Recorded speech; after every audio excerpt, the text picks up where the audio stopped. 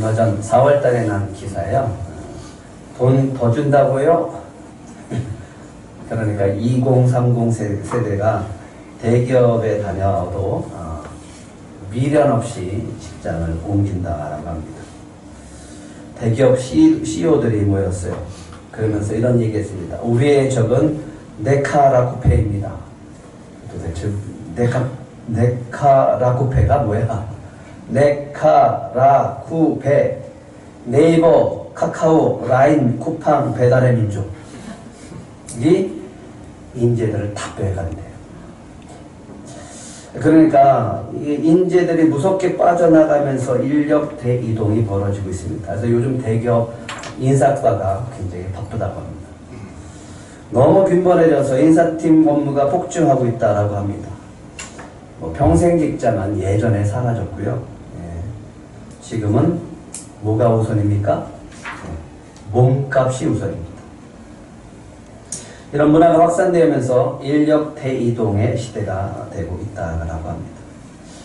이 기사를 보면서 저는 이 사람이 생각났어요. 우리나라 사람이 아니라 일본 사람인데 예전에 제가 한번 소개해드린 사람입니다. 오노지로라고 하는 이 유명한 사람이죠. 스키야마 시지로라고 하는 아주 작은 매장, 그러니까 한 10명 정도 들어가는 이 매장에서 스시를 하는데 일본의 장인입니다. 2014년도 오바마 대통령과 아베 총리가 만난 장소로 아주 유명하죠. 예약하는 것이 하늘의 별 따기, 보통 2~3개월이고요. 너무 예약하는 것이 어려우니까 예약 대행 서비스도 등장했습니다. 근데 예약 대행 서비스 비용이 180만 원이라고 합니다. 오노지로의 두 아들이 장인입니다. 역시 오노지로에서 스시를 배우는 공식적인 제자만 한 100명 이상이 되어지고요. 스시를 배우기 위해서 하는 것이 있습니다. 똑같은 과정을 수없이 반복하는 겁니다. 아들이자 제자인 요시카츠라고 하는 사람도 아버지의 제자이자 또 기업을 물려받기 위해서 수강하는 사람입니다. 30년 경력의 요리사입니다. 근데 언제나 동일하게 늘 꾸준하게 그 과정을 반복해 나간다라고 합니다. 김 이렇게 해서 굽는 거. 이것만 수개월 하는 거예요. 우리 식당에는 특별한 기술을 가르친 것이 아니다. 그저 매일 노력하고 같은 일을 반복할 뿐입니다. 이 견습 제자인 나카자라고 하는 사람이 있었어요. 근데 이 사람이 일을 시켰는데 뭘 시켰냐면 계란 요리하는 거. 계란 요리하는 것만 계속 하는 거예요. 그래서 6개월 동안 계속 그것만 했어요. 어느 날 오노지로가 이렇게 얘기합니다. 이제 됐다. 6개월 만에. 그 얘기를 듣고서 눈물을 펑펑 흘렸다고 합니다. 왜 흘렸을까요? 서러워서요? 아니요, 기뻐서 흘렸어요. 이 오노지로가 한 말이 참 의미가 있어서 이렇게 적어봤습니다. 자신이 하는 일을 좋아하고 그 일을 반복해야 합니다. 이게 안 돼, 저게 안 돼 하면 평생을 한든 제대로 되지 않습니다. 최고의 스시를 만드는 사람은 스시에 반해야 하고 미쳐야 하는 것입니다. 자기의 몸값을 우리는 올리려고 애를 쓰면서 살아갑니다. 그것이 문화가 되어주고 확산되어져 나가고 있는 이때 이런 우려가 생깁니다. 장인 정신마저 우리가 잃어버리는 것은 아닌가. 우리나라에도 참 훌륭한 분들이 많고 훌륭한 기술을 갖고 있는 분들이 많은데 그것을 너무 천대시하거나 또 우리가 꺼려서 그 장인 정신까지 잃어버리면 어떻게 하나 그런 염려를 하게 되어졌습니다. 어제 결혼식을 다녀왔어요. 다녀왔는데 신랑 신부를 봤는데 연예인이 연예인. 어쩌면 그렇게 멋있고 어쩌면 그렇게 아름다운지 이쁘고 너무너무 멋있어서 박수를 쳐줬어요. 그러면서 이런 생각을 해봤습니다. 요즘은 뭐가 중요할까? 뭐가 중요할까요? 여러분들 앞에 꽃이 있죠? 보기에 어떻습니까? 아름답죠. 지금은 보이는 게 중요한 시대입니다. 보여지는 게 중요한 시대입니다. 남들이 나를 어떻게 보는가 하는 것이 중요한 시대처럼 되어버렸습니다. 그래서 결혼식에도 각 사람들에게 보여지는 그 면이 예전과는 참 다르다. 정말 이 프로 수준이다 할 정도로 참 멋있고 아름다운 것을 보게 되어졌습니다. 그러면서 목회자로서 좀 안타깝고 염려되어지는 것이 있습니다. 그게 뭐냐면 겉으로 보여지는 것만큼 멋있고 아름다운 것만큼 좀 내면도 좀 멋있고 아름다웠으면 좋겠다라는 생각을 합니다. 하지만 요즘 젊은이들을 보면 어르신들이 보는 시각처럼 저도 그런 시각으로 보다 보면 염려되는 부분이 참 많습니다. 예전에 우리가 소중하게 여겼던 예의, 예절이 많이 사라져가는 것 같아서 많이 안타깝습니다. 질서가 무너지고 인권이라고 하는 그 타이틀을 가지고 자기 주장을 하면서 상대방을 무시하는 문화가 확산되어져 나가고 있습니다. 이것을 보면서 저는 좀 책임감을 느껴집니다. 좀 바르게 가르쳐야 되겠구나. 목회자 젊은 세대들의 그런 모습을 보면서 또한 참 무책임하구나 내가 그러면서 죄책감을 느끼기도 합니다. 그래서 요즘은 참 이 말씀이 새로워지고 또 계속 반복하게 되어집니다. 우리 들꽃 가족들은 이런 분들이 되기를 소망합니다. 고린도후서 2장 15절 16절 한번 같이 읽겠습니다. 시작. 우리는 구원 받는 자들에게나 망하는 자들에게나 하나님 앞에서 그리스도의 향기니 이 사람에게는 사망으로부터 사망에 이르는 냄새요 저 사람에게는 생명으로부터 생명에 이르는 냄새라. 누가 이를 감당하리요? 누가 감당할까요? 우리 들꽃 가족들이 감당하시길 축복합니다. 그리스도의 향기가 나야 돼. 사망에 이르는 냄새가 아니라 여러분 안에 생명에 이르는 냄새가 풀풀 나기를 축복합니다. 그리스도의 향기가 멀리까지 퍼져나가기를 축복합니다. 악취를 내면서 살 것인가? 그리스도의 향기를 내면서 살 것인가? 라고 하는 것은 딱 하나만 보시면 됩니다. 그럼 바로 죄를 어떻게 다룰 것인가 라고 합니다. 사단은 죄를 짓게 하고요 참수합니다. 죄된 모습 속에서 보면 너무너무 속상하고 화가 나고 분노가 올 때가 많아요. 죄 때문에 그런데 죄 때문에 죽어가는데도 불구하고 죄 때문에 죽는데 죽어가는지를 모르는 거예요. 죄 때문에 무너졌는데 무너진 원인이 죄인지 모르는 거예요.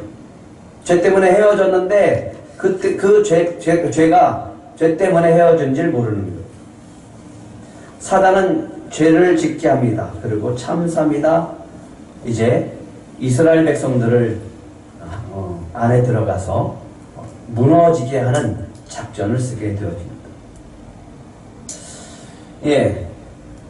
교회 공동체 안에 쉽게 무너지는 방법이 있습니다. 누구를 공격하면 되나요?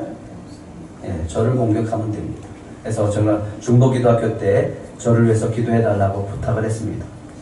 다시 한번 부탁합니다. 저를 위해서 기도해 주시길 간절히 바랍니다. 사단은 저를 노립니다. 계속 공격을 합니다.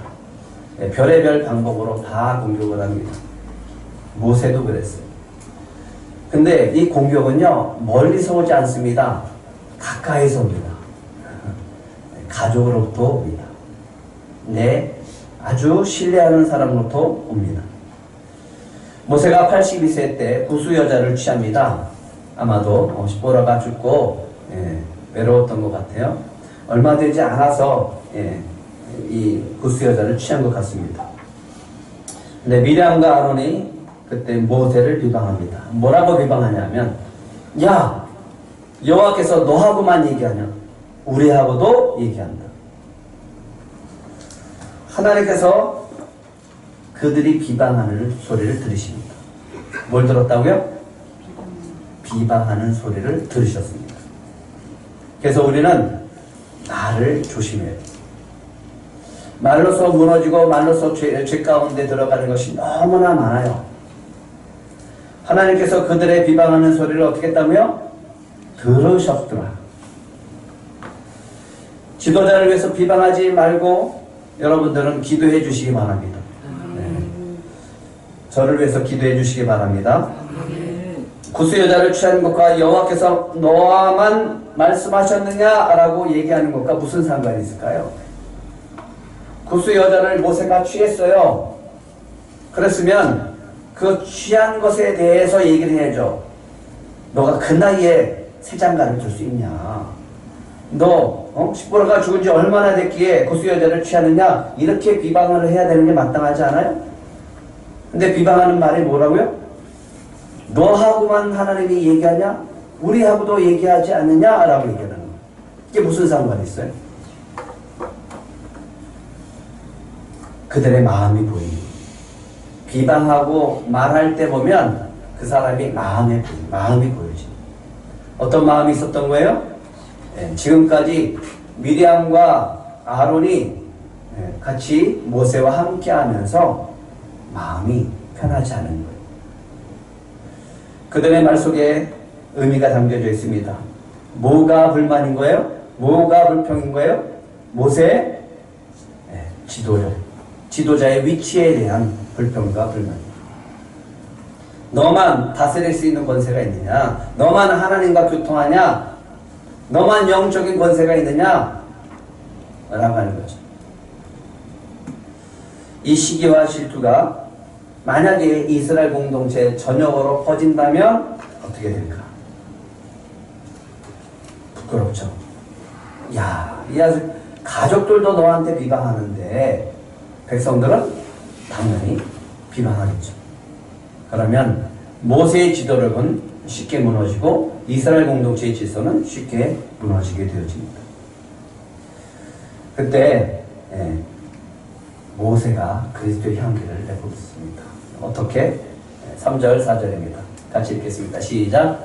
이 사람 모세는 오냐미 지면의 모든 사람보다 더하더라. 여호와께서 갑자기 모세와 아론과 미리암에게 이르시되 너희 세 사람은 회막으로 나오라 하시니 그 세 사람이 나아가매. 모세의 오냐미 이 미리암과 아론에게 어떻게 행동했을까요?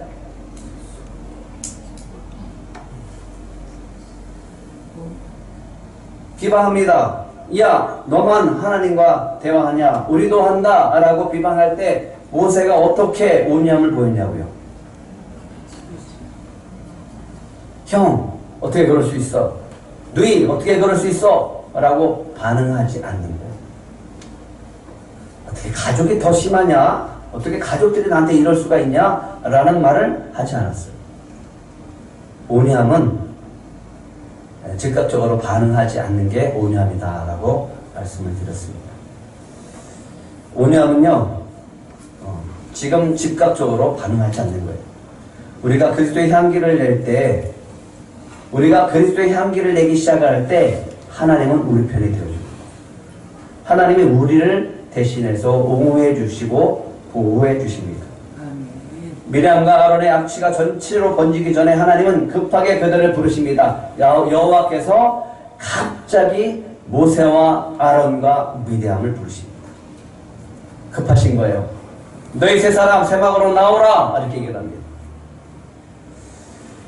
근데 우리는 착각합니다. 온유함이 마치 비굴함처럼 그렇게 부르는 것이 있어요. 그냥 네네 그리고 겸손하는 것처럼 그렇게 낮아지는 모습. 그게 온유하다. 무조건 참는 게 온유하다. 아니에요. 참는 이유가 있습니다. 누구 때문에 참는 거예요? 주님 때문에 참는 거예요. 주님의 말씀이 있기 때문에 참는 거예요. 무조건 참고 당하는 게 아닙니다. 그때 해야 될 것이 있습니다. 온유함은 언제 나타나냐면요, 우리에게 부당한 요구를 할 때, 우리를 속이거나 거짓말하거나 우리를 이용하려고 하는 것을 알 때 얼마나 기분이 상해요. 비방하고 비난할 때, 황당한 일을 당할 때, 억울한 일을 당할 때 우리는 어떻게 하고 싶어요? 멱살 잡고 싶고 보복하고 싶고 자식을 변명하고 싶고 그렇잖아요. 화를 낼 수밖에 없는 상황이죠. 특별히 무시당할 때. 근데 온유함은요, 그때 해야 되는 것이 있습니다.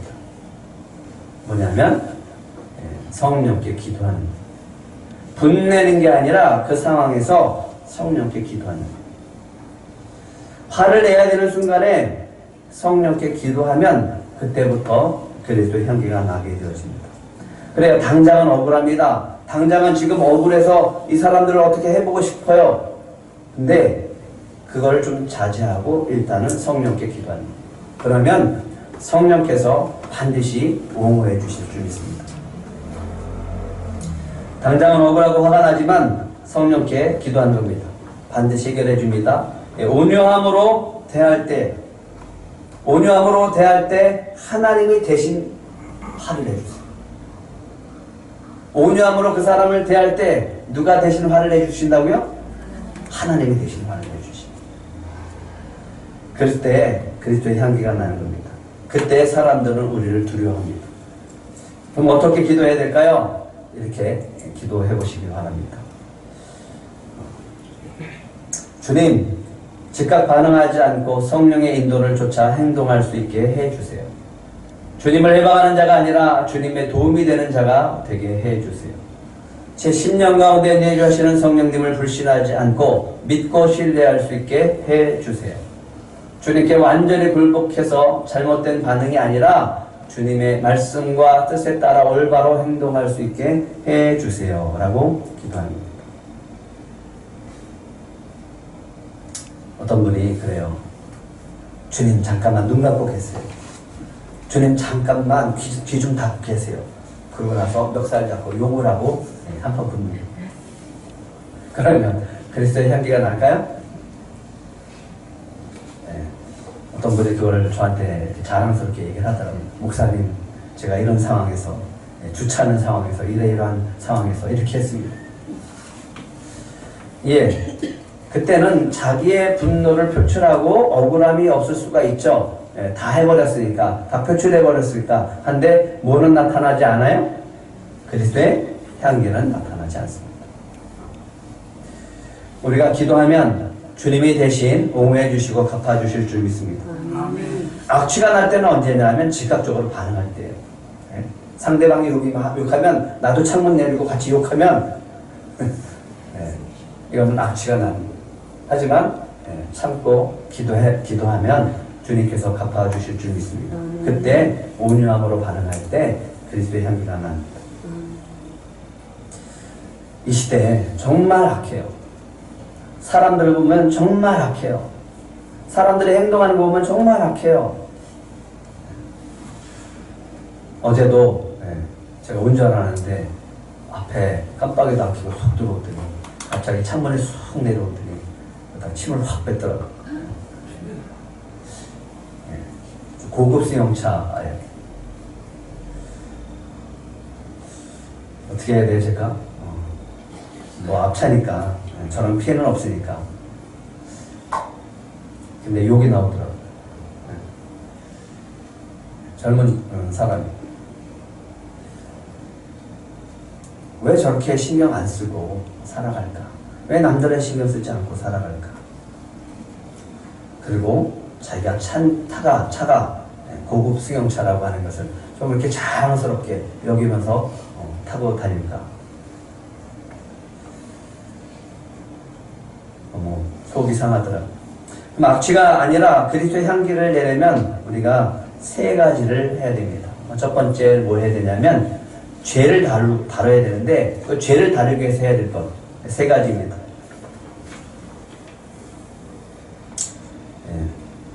죄를 다스릴 때요 어떻게 해야 되는가? 책망받을 줄 알아야 됩니다. 죄를 다스리기가 쉽지 않죠? 자꾸만 알면서 하게 되어져요. 잘 알면서 쫓아가게 되어져요. 하나님이 아벨을 죽인 가인에게 얘기합니다. 아직 죽이기 전이에요. 죽이고 싶은 마음이 있어요. 하나님 앞에 막 시기하고 질투하는 마음이 있어서 저 죽이고 싶은 마음이 있었어요. 그때 하나님이 얘기합니다. 네가 왜 이렇게 화를 내느냐? 내가 선을 행하면 어찌 낯을 들지 못하겠느냐? 선을 행하지 아니하면 죄가 문 앞에 엎드려 있느니라. 죄가 너를 원하나 너는 죄를 어떻게 하라? 다스릴지니라. 그러면 죄를 다스릴 수 있습니까? 없습니까? 우리에게는 죄를 다스릴 수 있어요. 미리암과 아론이 왜 시기하고 질투했을까?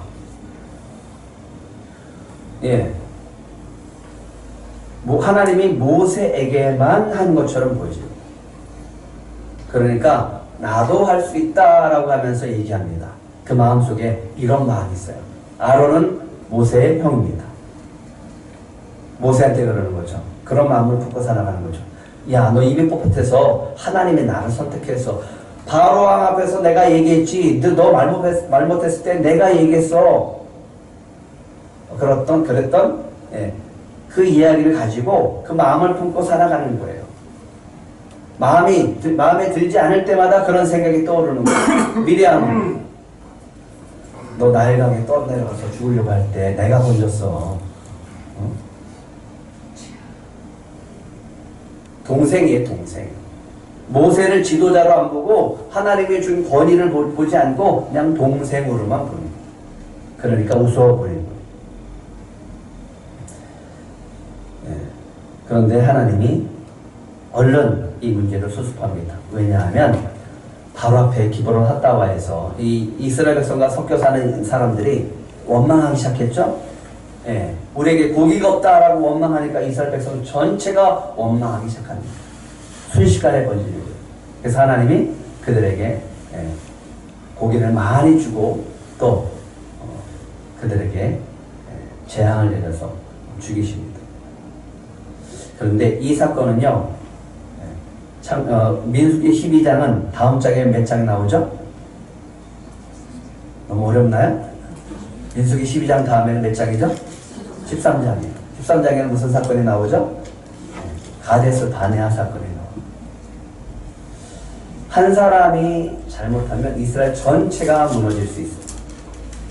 근데 오늘 미리암과 아론이 모세를 향해서 비방하는 사건은 굉장히 큰 사건입니다. 하나님이 보시기에 이거는 굉장히 큰 사건이에요. 그래서 그들을 부릅니다. 악취가 조금만 나도 이스라엘 백성은 확 퍼지면서 전체 악취가 날 수밖에 없는 이런 상황에 하나님이 그들을 데려다가 책망하십니다. 6절, 7절 한번 같이 읽겠습니다. 시작. 이르시되 내 말을 들으라. 너희 중에 선지자가 있으면 나 여호와가 환상으로 나를 그에게 알리기도 하고 꿈으로 그와 말하기도 하거니와 내 종 모세와는 그렇지 아니하니 그는 내 온 집에 충성함이라. 8절 한번 같이 읽겠습니다. 시작. 그와는 내가 대면하여 명백히 말하고 은밀한 말로 하지 아니하며 그는 또 여호와의 형상을 보고는 너희가 어찌하여 내 종 모세의 비방하기를 두려워하지 아니하느냐. 하나님이 얘기합니다. 모세는 너희와 다르다. 모세를 시기하고 질투하는 마음은 결국은 누구를 향한 불평입니까? 하나님을 향한 불평입니다. 하나님을 향한 원망입니다. 내가 모세를 지도자로 세운 것을 너희들은 뭐하라? 인정하라라고. 인정하고 싶지 않은 거예요. 제가 뭐 잘났는데요. 쟤는 내 동생인데요. 말도 못하는데요. 근데 저런 놈이 새 장가를 들었어요.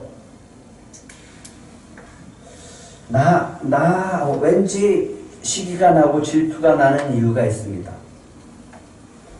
똑같아요. 우리에게 고기가 없습니다. 우리에게 고기가 없습니다. 라고 하는 마음과 똑같은 거예요. 왜 저 사람에게는, 왜 모세에게는 그렇게 주시면서 왜 나에게는 주지 않습니까? 라고 하는 시기와 질투하는 마음. 하나님이 그들을 부릅니다. 그리고 뭘 하십니까? 책망하십니다.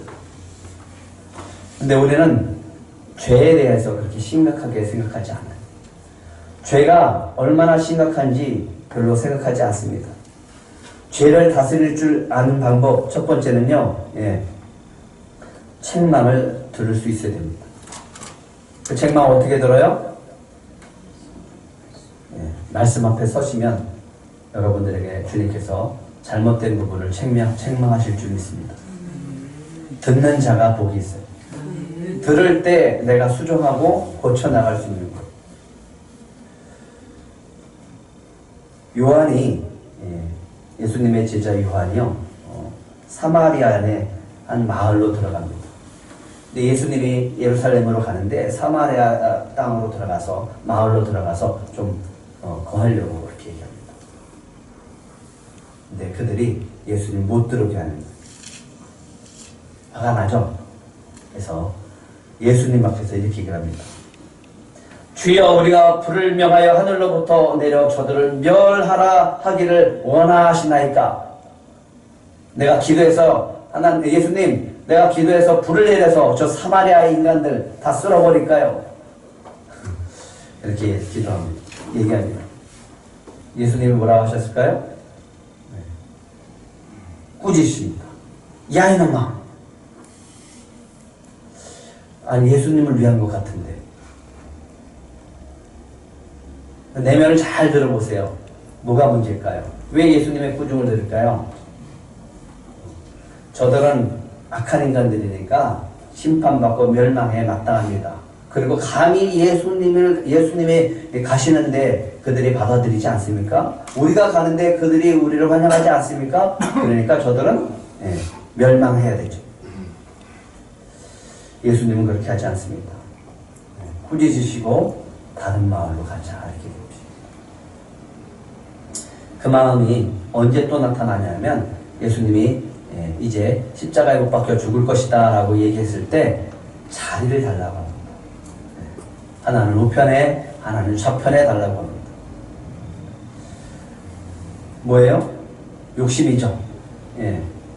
근데 이렇게 이야기할 때 제자들이 막 화를 내요. 왜 화냈을까요? 야, 니네만 오른편, 니네만 좌편에 쓸 수 있냐? 우리는 그럼 뭐가 되느냐? 라고 하는 거예요. 예수님은 지금 십자가에서 못 박혀 죽을 것이다 라고 얘기를 했을 때 그들이 하는 짓이에요. 나는 우편에, 나는 좌편에. 너희들만 우편이냐, 좌편이냐? 예수님의 마음이 어땠을까요? 그래서 하시는 말씀이 있습니다. 너희 중에 누구든지 크고자 하는 자는 너희를 섬기는 자가 되고 너희 중에 누구든지 으뜸이 되고자 하는 자는 모든 사람의 종이 되어야 하리라. 욕심을 가지고요, 시기하고 질투하고 죄를 깨닫지 못하고 계속 그렇게 살다 보면 이 악취가 나요. 그러면 그리스도의 향기가 나려면 어떻게 해야 될까요? 섬겨주는, 다른 사람을 섬겨주는, 나만 특별하다는 생각을 하고 나만 특별하다는 생각을 하게 되어지면 다른 사람을 무시하게 되어집니다.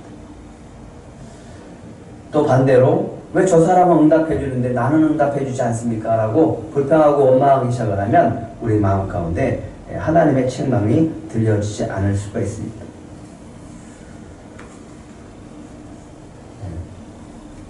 금요일날 목회사가 이렇게 목사님이 찾아오셨어요. 오셔서 막 얘기를 하는, 응답받은 얘기. 월세가 5개월 밀렸었는데 하나님의 은혜로 이렇게 채워주고 그래서 다 갚을 수 있었다. 그럼 제 마음이 어떻게 해야 돼요? 기쁘고 축복해줘야죠.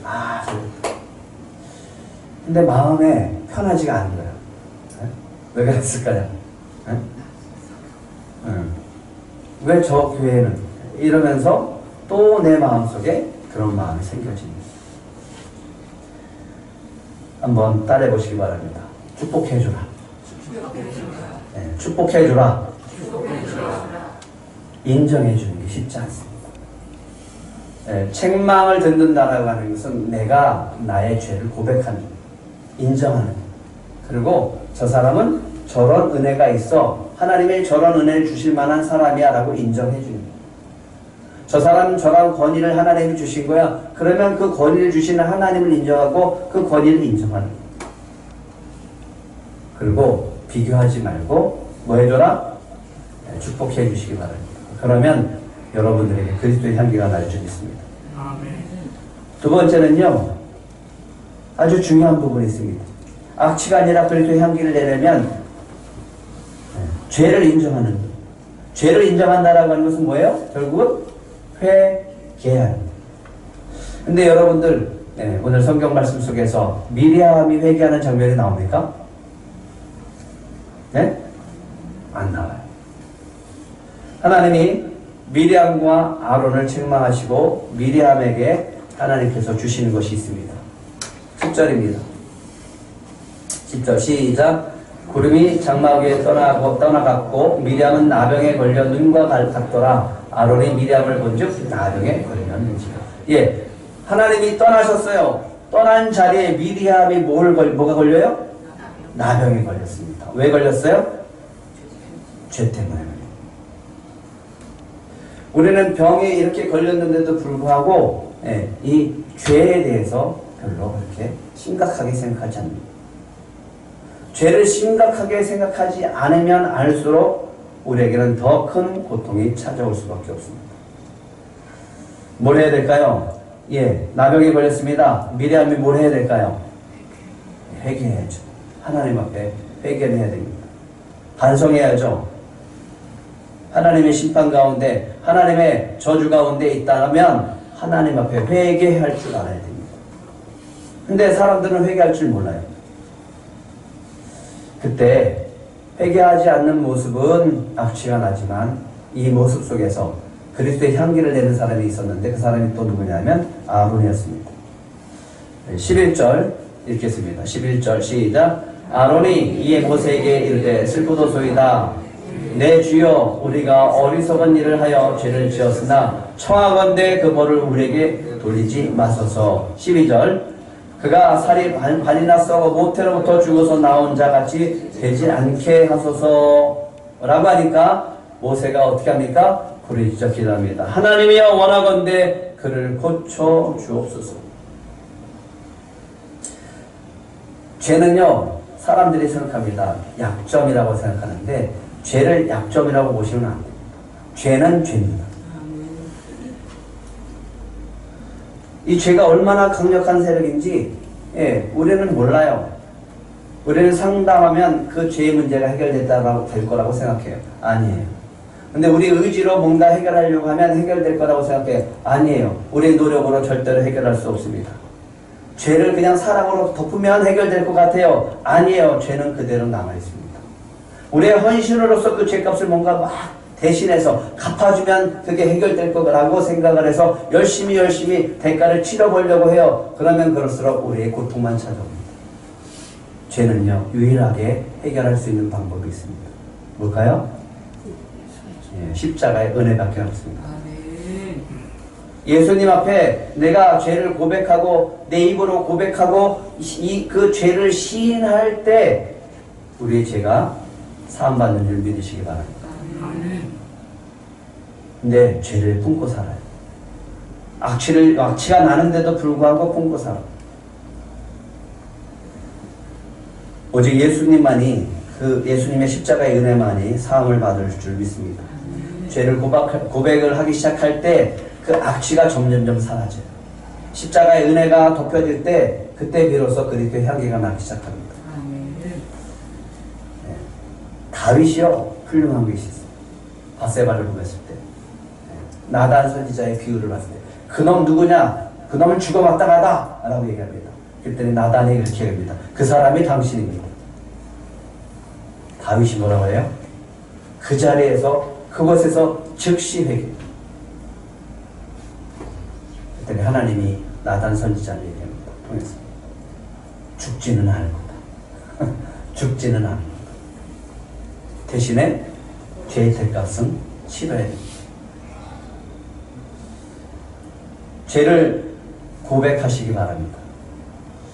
근데 야고보서에 보면 참 놀라운 말씀이 나옵니다. 야고보서 5장 15절 16절 시작. 믿음의 기도는 병든 자를 구원하느니 주께서 그를 일으키시리라. 혹시 죄를 범하였을지라도 사하심을 받으리라. 그러므로 너희 죄를 서로 고백하며 병이 낫기를 위하여 서로 기도하라. 의인의 간구는 역사하는 힘이 큼이니라. 죄를 어떻게 하라고요? 죄를 어떻게 하라고? 아니 하나님께만 고백하면 되죠. 왜 서로 고백하라고 그래요? 서로 고백하는 것은 사람에게 하는 거예요. 내가 내 이런 죄를 졌습니다라고 사람에게 고백하는 거예요. 그때 놀라운 일들이 벌어지기 시작합니다. 너희 죄를 서로 고백하며 그 다음에 병 낫기를 위하여 서로 기도하라. 그럴 때 어떤 일이 일어납니까? 치유의 역사가 나타나고 회복의 역사가 나타날 줄 믿습니다. 의인의 간구는 역사하는 힘이 큽니다. 모세가 기도합니다. 주여 고쳐주세요. 하나님이 고쳐주실까요? 안 고쳐주실까요? 예, 고쳐주시는데 조건이 있다고 합니다. 그냥 고쳐주지 않아요. 우리는 그냥 고쳐준다고 생각하죠? 그렇지 않습니다. 세 번째입니다. 예, 세 번째는요, 구원의 은혜를 공유할 때 우리가 악취가 아니라 그리스도의 향기가 나게 되어줄 줄 믿습니다. 하나님이 놀라운 방법을 쓰십니다. 14절부터 16절까지 읽겠습니다. 시작. 여호와께서 모세에게 이르시되 그의 아버지가 그의 얼굴에 침을 뱉었을지라도 그가 이레 동안 부끄러워하지 않겠느냐. 그런즉 그를 진영 밖에 이레 동안 가두고 그 후에 들어오게 할지니라 하시니 이에 미리암이 진영 밖에 이레 동안 갇혀 있었고 백성은 그를 다시 돌아오게 하기까지 행진하지 아니하다가 그 후에야 백성이 하세롯을 떠나 바란 강야에 진을 치니라. 하나님 뭐 하길 원할까요? 다시 14절 읽겠습니다. 시작. 여호와께서 모세에게 이르시되 그의 아버지가 그의 얼굴에 침을 뱉었을지라도 그가 이래 동안 뭐 해야 된다며? 부끄러워하지 않겠느냐? 그러면 일주일 동안 뭐 하라는 거예요? 자숙하라고요. 자가격리 시켰어요. 자가격리 시켰어요. 진 바깥으로 내다가 자가격리 시켰어요. 왜? 뭐 하라고? 자숙하라고. 뭐 하라고? 회개하라고. 며칠 동안? 일일 동안. 예. 일주일 동안. 근데 놀랍죠. 하나님이 뭐 하지 않아요? 움직이지 않아요. 이스라엘 백성이 뭐 해요? 움직이지 않아요. 기다립니다. 뭐 하는 동안에? 그가 일주일 동안 자신의 죄를 회개하고 돌아올 때까지 기다려요. 모세가 기다립니다. 아론이 기다려요. 이스라엘 백성이 일주일 동안 움직이지 않아요. 하나님의 구름이 움직이지 않았어요. 그가 뭐 하는 동안? 자숙하고 회개하는 동안. 이스라엘 백성이 아무 소리 못합니다. 모세와 아론이 아무 소리 못해요. 그냥 기다려요. 하나님도 기다립니다. 그가 회개하고 돌아올 때까지. 진영으로 돌아오니까 그 후에 백성이 하세롯을 떠나 바란 광야에 진을 쳤습니다. 누구 때문에 일주일 동안 멈춘 거예요? 미리암 때문에. 한 사람 때문에, 한 사람의 죄로 인해서 멈췄습니다. 20장 1절에 같이 읽겠습니다. 20장 1절 시작. 첫째 달에 이스라엘 자손 곧 온 회중이 신광야에 이르러 백성이 갈레스에 이르더니 미리암이 거기서 죽음에 거기에 장사되니라. 예, 여기 첫째 달은요 출애굽 40년째 되는 날입니다. 앞으로 38년 뒤에 있을 이야기입니다. 그럼 몇 년 더 산 거예요? 38년 더 살았습니다. 이게 하나님이에요. 저 같으면, 제가 하나님이라면 그 자리에서 아마 죽였을 거예요. 근데 하나님은 일주일 동안 기다리고 그와 함께 같이 출발하고 40년 될 때까지, 출애굽 40년이 될 때까지 함께 하십니다. 우리를 죄에서 구원해 주시고 변화시켜 주신 주님의 은혜가 우리 안에 있는 줄 믿으시기 바랍니다. 네. 악취가 날 때는 언제 나냐면요, 이 은혜를 모를 때, 이 은혜를 모르고 그냥 죄 가운데 살아갈 때. 하지만 그리스도의 향기가 언제 나느냐, 저 예전에 이런 죄인이었는데요, 주님의 은혜를 이렇게 구원받았고요, 이런 삶을 지금 살고 있고요, 이렇게 변화됐습니다. 그래서 지금 이렇게 살고 있습니다 라고 고백할 때 그리스도의 향기가 날 줄 믿습니다. 십자가의 은혜를 가지고, 구원의 은혜를 가지고 감사하면서 살아가는 사람이 바로 구원의 은혜 속에서 그리스도의 향기가 날 줄 믿습니다. 아유, 저 같은 사람. 스가랴를 묵상하면서 20년 전에 예전에 저의 모습을 이렇게 다시 보여주시는, 스가랴가 묵상하는 그 장면이 아주 옛날에 제 모습이었기 때문에, 이 오늘 3장은 저에게 너무너무 큰 은혜의 말씀이었거든요. 여호수아의 더러운 옷을 벗겨주고 제사장 옷을 입혀주고 여호와의 성결에다가 하는 관을 씌워줄 때, 제가 이제 목회자로 세워질 때 주셨던 말씀이었어요. 옛날을 생각해 봤어요. 야, 하나님이 나 같은 사람을 이렇게 쓰시나? 사람이 그렇게 없나? 아니, 나같이 부족한 사람이 이렇게 쓰시나? 라는 생각을 가질 때 제 마음에 감사가 넘치죠. 우리 안에 뭐가 있을 때 악취가 난다고요? 죄가 있을 때. 그럼 죄가 사함받고 주님의 은혜가 들어오면 그때 그리스도의 향기가 나겠죠? 수요일 날 양육을 하는데, 제자 훈련을 하는데 손수인 집사님이 갑자기 영접 기도를 해달라는 거예요. 그래서 집사님이 하세요, 그렇게 얘기했어요. 근데 성령께서 어저께 준비하라고 준비하게끔 하는 거예요. 아, 죄에 대해서 심각하게 생각하게 하시고, 죄 때문에 무너진 모습들을 보게 하시면서 마음이 너무너무 아프게 하시더니 어제는 이 영접 기도를 준비하게 하셨습니다. 오늘 이걸 좀 했으면 좋겠어요. 여러분들 손을 가슴에 얹으세요. 그리고 따라해 보시기 바랍니다. 물론 여러분들이 예수님을 영접했을 수 있습니다. 하지만 영접은 매일매일 매순간 해도 좋습니다. 한번 따라해 보시기 바랍니다. 하나님, 저는 죄인입니다. 지금까지 하나님을 인정하지 않고 하나님의 사랑을 거부하고 살았던 것 용서하여 주옵소서. 제 인생의 주인이 되어 제 마음과 뜻대로 살았던 것을 용서하여 주시옵소서. 저희 모든 죄를 십자가에서 용서해 주실 줄 믿습니다. 예수님을 제 인생의 주인으로 모셔드립니다. 저를 통치하시고 다스려 주시옵소서.